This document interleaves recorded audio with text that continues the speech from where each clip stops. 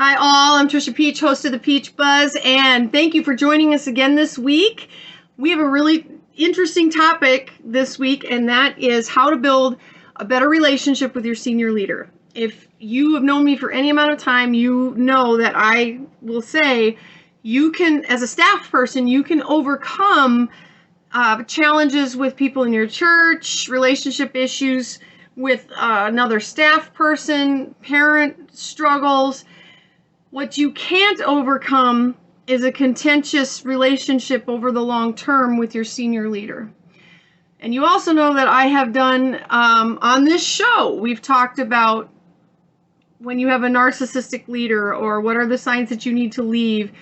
What do you do if things are just not going well in your church? And I wanted to make absolutely sure that God was calling me, and it wasn't just me in my frustration. So I didn't want to be sitting there at 85 thinking, what if I had really worked on this? What have I done? So I wanted to make sure I could do all that I could do. So I'm not saying that you can stay at a place forever. That would actually be extremely rare. And there are some relationships that no matter how much you put in, it's not going to work out, that you and your senior leader are not a good fit. You have different visions, whatever that may be. But you want to make sure you tried what you could first. I would say that there's a lot more pastors leaving right now than ever before. There are a whole lot more people quitting ministry than ever before. That's in my research for my doctorate. I can link that down below, where I go over the research that shows more pastors are being terminated, more pastors are leaving ministry forever. And that's a really sad thing. That breaks my heart. I think it breaks the heart of God. Maybe you have a fantastic relationship with your senior leader and you just want it to be better. Maybe you don't have the greatest relationship with your senior leader, but you'd like to. Let's talk about some things we should do instead of getting frustrated and just walking. What are some of the things that we can do to build a better relationship with our senior leader? And if you have not done these things, I challenge you to try these things and see what happens. So the first 5 things, I'm going to come out next week with the second 5 things, and there's 10 in all. So here's the first 5 things you need to do to build a better relationship with your senior leader. Number 1, I have never met a senior pastor in my whole life that likes surprises. So you need to avoid surprises. And what do I mean by this? I can usually tell if I've got an angry parent talking to me and they're going to go over my head to the senior leader. I know. Or if a staff situation has gotten not good. And I know it's gonna hit the senior leader. I send a text just so they know this is coming and this is what I did to try to correct the situation. They always appreciate a bit of heads up that this is what's coming, that this is what's happening. So it's not blindsiding them. I also don't want them to have surprises such as like the air conditioning goes out and it's 105 degrees and I'm having to move the kids out on the parking lot, and then the pastor's going, why is this happening? Oh, well, we haven't had air conditioning for 3 weeks. And then he or she says, this is the first I've heard of this, because now parents are complaining to the pastor and you weren't wanting to bother him, but now it's affecting him and it's a surprise. So I try not to have surprises for the senior leader, whether good surprises or bad surprises. You want to make sure that your senior leader is well apprised of each situation. Now, everywhere I've been, whether or not the senior leader wanted it or not, I would do like a monthly highlight report of the good, the bad, the ugly, but definitely lots of testimonies. And I'm going to get into that in just a second. They usually appreciate it. Sometimes they're like, wow, she is mentioning this again. But then at least it's getting in their head and they know, well, Trish is not hiding things from me because she overshares. Yeah, I do. I tend to overshare with the senior leader. And they're like, okay, yep, that's great testimony, Trish. That's good, you know. But then they know you're transparent. You're keeping them in the know. Number 2, We need to stop making the senior leader the bad guy. This is a pet peeve of mine.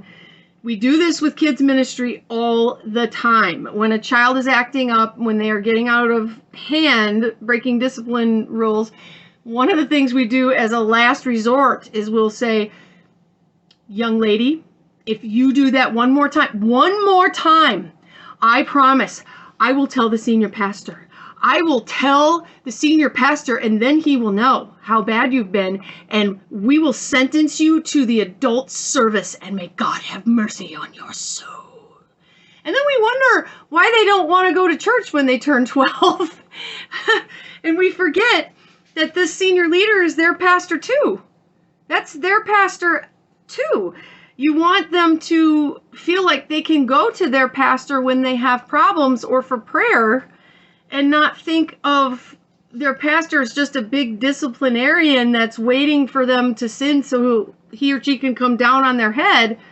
We make the lead pastor like the principal of a school, and this person's going to come down on you. And also, then the child realizes you don't have a discipline plan to take care of the situation yourself.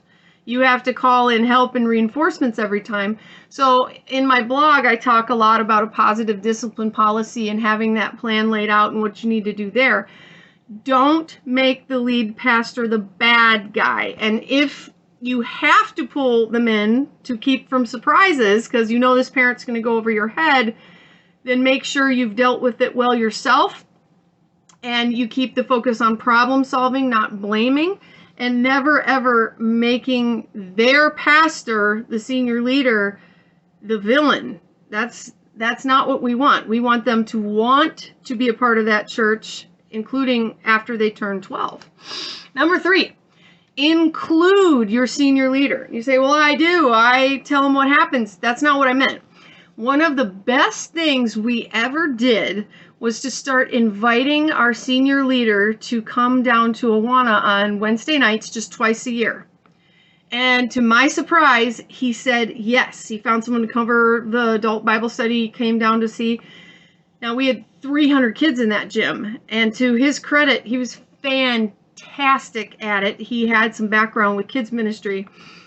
The kids really liked him, built rapport. They were in awe that the senior leader came down there to talk to them. But he reiterated too, I'm your pastor too. This just was great for them because he realized we're part of this church now, not just in 20 years. What else was great was he got to see firsthand what I had been saying, that we had, I don't remember what it was, we had a problem with a pink screen, and he had wanted to show a picture with what he was saying, and it was all pink. And he's like, why is it pink? And I said, that's what I've been talking to you about. It was amazing. Like the next day, everything was fixed. Isn't that great how that works? It's an object that you can show your senior leader what you've been talking about. And before you say that's not possible, just ask. Say to your senior leader, I know this is difficult, but I would like you to come down on a Sunday morning just once a year, twice a year, and greet the kids and talk to them. Or you could have your senior leader come down and give out awards. They would love that. You could have your senior leader come down when you do a talent night to greet all the new parents. I always have the senior leader come in at VBS, especially on the very last day, because we have so many visitors. And I bring the senior leader up and say, hey, this is our senior leader. We'd love for you to come back for boom, boom, boom. Include them. Whatever you're doing, include them. Let them see for themselves with their own eyes what's going on in that kids ministry. And I think it reminds the senior leader, they got a lot on their head, in their mind. They've got everything to look at, huge big picture. And they go, whoa, yeah, I'm the pastor of this area too. All right, these kids are in my church too. That's fantastic. Number 4, we need to give more testimonies and not just complaints. I think sometimes the lead pastor, they cringe when they see us coming because they're like, oh no, who bit who? Oh no, did you upset Mrs. Martins again? She's coming up here, isn't she? Or don't tell me you need more space. We just expanded, or whatever. Like, who fell? How bad is it? Is there blood? They only see you when there's a problem. They start to associate you with problems and needs instead of testimonies. So I think for every one complaint, you should have 3 testimonies to share with your senior leader about what God is doing in kids ministry. Remember, usually they have no idea what's going on down there except what you tell them. So tell them all the good that is happening. Don't just tell them the bad. You need to tell them all the good that is happening. I would say 3 times as much as you make a complaint. This can be hard to do because I know senior pastors are so busy and we have such a limited window with them. So sometimes you're catching them in the hallway and you have 30 seconds and you're like, Timmy threw up on this other kid and the mom said she's going to come to you and she's so mad and they might leave the church. You know, so you have to make time for those testimonies. And yes, your pastor's busy. They all are insanely busy, but I think it helps the pastor to hear some testimonies too. Email the testimonies to them and just say, just wanted you to hear a testimony from Sunday. And don't ask for anything. Here's a testimony from Sunday. I think they need to hear that. I give it to them whether they like it or not. So, number 5, when you do have to complain, and you do sometimes, you honestly do, when you come to that lead pastor with a complaint, make sure you come ready with 2 solutions. This is why I do this. I figure if that lead pastor hired me to run that area, I'm going to lead. I'm going to take off and lead. I'm not pulling the lead pastor in for help unless I really have to. So I'm not thinking of the lead pastor as being a micromanager. He hired me so that he doesn't need to be dealing with all this. I'm going to take the brunt of this. I'm going to lead and I'm going to handle it. I'm going to give him a heads up if I know they're coming over my head for him, but just so he knows what's happening. I'm saying he because my senior leaders have mainly been men. But I give them a heads up, but I try to lead in my area and handle it and not constantly run to the senior pastor. So if I am going to the senior pastor, it's something that I absolutely cannot fix myself without his help. So I make it brief. I schedule an appointment, tell him it's crucial, and after a while your pastor does start to trust you and realizes, okay, he or she's handling this themselves. This is something they can't deal with themselves. 2, make it brief. This can be hard because you want to give the entire history, the whole backstory.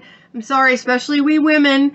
We're like, well, 3 years ago she said, and then he said, and then you need to cut it short and then spell it out. What is the problem? Say, okay, I have a pink screen in my kids' church room and we spent all this money on this expensive curriculum that has a video component which is useless to us right now.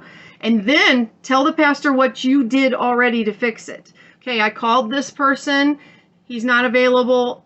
Called the church's backup person. He's out sick. Your main guy, he needs 3 more weeks because he's working on the marriage conference. And then you need to come with your 2 ideas, 2 or 3 ideas, and say, this is what I've already tried. Here's what I would like to do. Number 1, I would like to call this person and this person who are not on staff at the church but could fix it.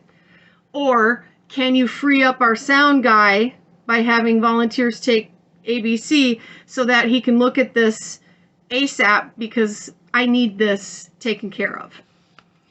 Just like that. Don't apologize. Don't spend half an hour apologizing. Don't come in there wringing your hands. I try to say, try to leave as much of the emotion at the door as you can. Just skip to the end. Okay, pastor, this is what we need. This is the problem. This is what I've tried. It didn't work. This is two or three things I would like to do, but I need your help with this. This is what I need you to do. Boom. Done. And then a lot of times the senior pastor goes, Oh, okay. And in 30 seconds, I have it fixed. And yet I see so many kids pastors and youth pastors and worship pastors that go, oh, the senior pastor doesn't care. They don't care. And then you say, well, what did they say when you talked to them about it? Oh, well, I didn't talk to them about it, but if they really cared, they would have seen the problem and they would have helped me. Okay, that sounds, I'm sorry, but it sounds like a woman that says, well, if you don't know why I'm mad, then I'm not going to tell you. Your senior pastor is not a mind reader. Do not assume they see the problem and just don't care. Sometimes they don't know what you want them to do unless you spell it out. So say, this is the problem. Short, concise. This is why it's a problem. This is what I've tried. This is what I want to do. This is what I need you to do. And then if they say, no, we can't, then you have to accept that and be on board 100%. And we're going to talk a little bit about that next week. So what do you think about what I said? Next week, I'm going to give you the next 5 topics for a great relationship with your senior leader. Did you agree with me? Do you totally not agree with me? You're a monster, Dr. Trish. Comment down below. What did you like? What did you not like? And I will give you part 2 next week. Stay tuned. I will see you next week on the Peach Buzz. Thank you for what you do for Jesus and his kids. All right. See you next week. Bye-bye.